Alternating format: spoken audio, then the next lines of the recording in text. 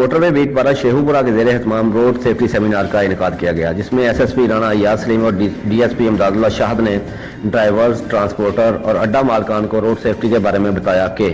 Over speeding نہیں ہونی چاہیے۔ آپ دیکھ لیں کہ جتنے بھی ہمارے بڑے حادثات ہیں وہ لین ڈسپلن کو وائلیٹ کرنے کی وجہ سے اور اوور سپیڈنگ کی وجہ سے ہوتے ہیں۔ تیسرے نمبر پہ کچھ ایسے میجرز ہیں جس میں سے سیٹ بیلٹ کا ہونا،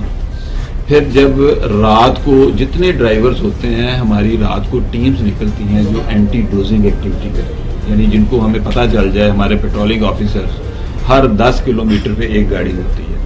وہ دیکھ۔